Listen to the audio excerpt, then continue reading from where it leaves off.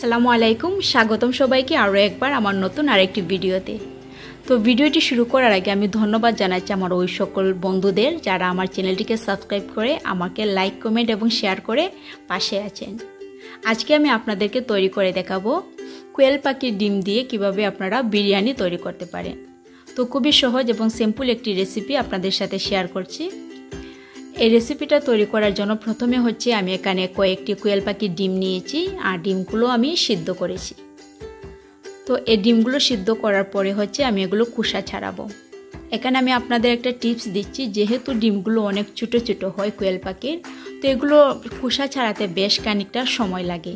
আপনি যদি এটা তাড়াতাড়ি করতে চান তাহলে আমি যেভাবে হাতে মুঠোতে ডিমটা নিয়ে একটু চেপে চেপে প্রথমে আমি এর খোসাটা ভেঙে নিয়েছি, ঠিক এভাবে করে যদি আপনারা কাজটি করেন তাহলে কিন্তু খুব সহজে এবং সুন্দরভাবে এই ডিমের খোসাটা তাড়াতাড়ি চলে আসে।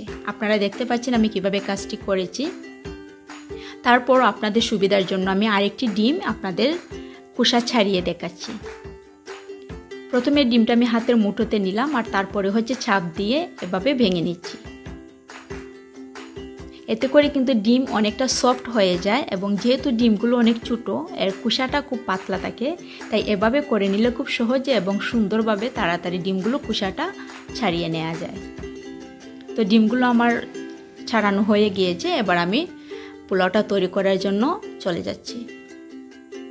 হাফ কাপের মতন আমি এখানে তেল দিয়ে দিয়েছি পোলাওটা তৈরি করার জন্য।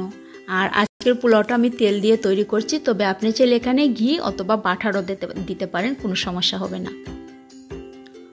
তো তেলটা যখন গরম হয়ে যাবে তখন আমি আদা এবং রসুন কুচি দিয়ে দেব।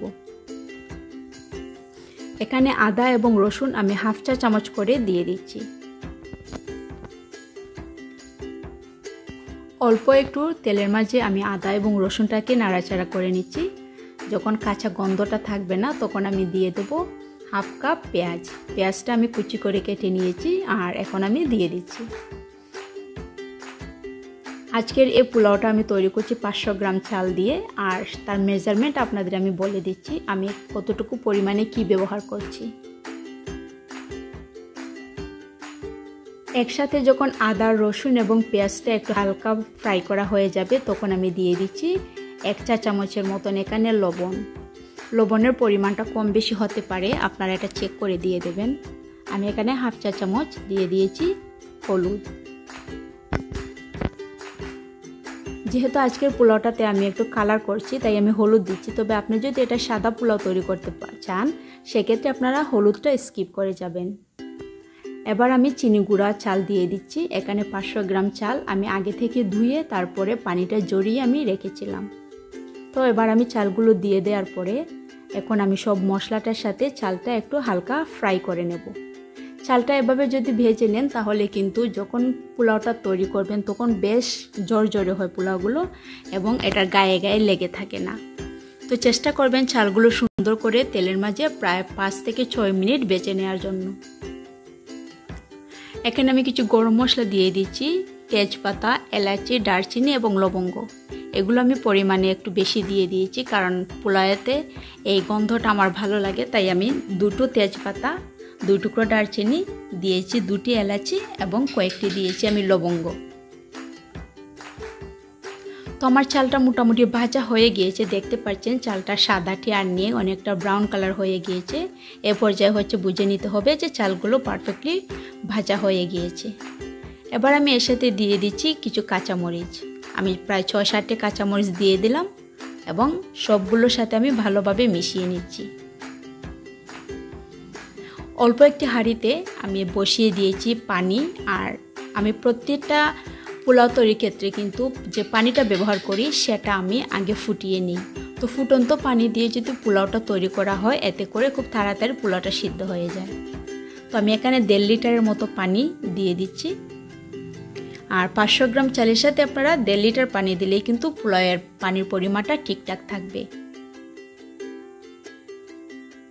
তো সব কিছু নাড়াচাড়া করে মিশিয়ে নিচ্ছি পানিটার সঙ্গে, আর তারপরে ঢাকনা দিয়ে আমি ঢেকে রেখে দেব প্রায় 10 থেকে 15 মিনিটের জন্য। ফিরে আসছি 10-15 মিনিট পরে।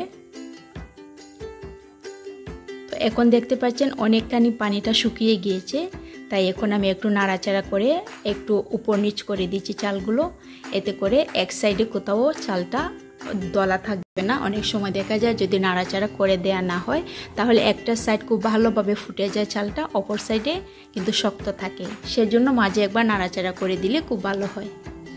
তো যে ডিমগুলো আমি আগে থেকে খোসা ছাড়িয়ে রেখেছিলাম সেই ডিমটা দিয়ে দিলাম, আর ডিমের সাথে চালগুলো মিশিয়ে নিয়ে তারপরে আবার আমি ঢাকনা দিয়ে ঢেকে দমে রেখে দেব আরও প্রায় 10 মিনিটের জন্য। আর এখানে গ্যাসটা থাকবে একদম লোতে। ফিরে আসছি আমি 10 মিনিট পরে।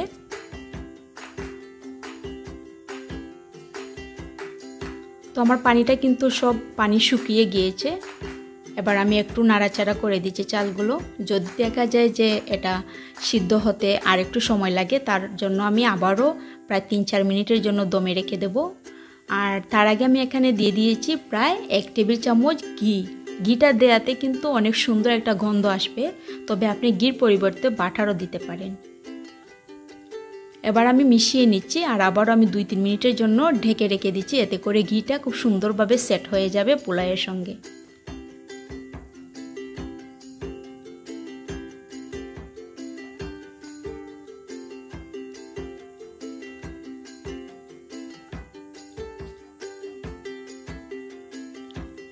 তো ফিরে এলাম আবারও 2-3 মিনিট পরে। এবার আমার পোলাওটা সম্পূর্ণভাবে রেডি হয়ে গিয়েছে। দেখতে পাচ্ছেন কতটা জড়জড়া হয়েছে পোলাওটা। তারপর আমি আপনাদের ভালোভাবে আবারও দেখিয়ে দিচ্ছি নাড়াচাড়া করে। তো আমার রান্নাটা কমপ্লিট হয়ে গিয়েছে, আমি গ্যাসটা অফ করে দিচ্ছি। তো আজকের রেসিপিটা কেমন লাগলো আপনাদের আমাকে অবশ্যই কমেন্ট বক্সে লিখে জানাবেন। আর সেই সাথে আমার চ্যানেলটিতে যদি এখনও সাবস্ক্রাইব না করে থাকেন তাহলে প্লিজ সাবস্ক্রাইব করে নেবেন। এবং সবাই ভালো থাকবেন। বিদায় নিচ্ছি। আল্লাহ হাফেজ।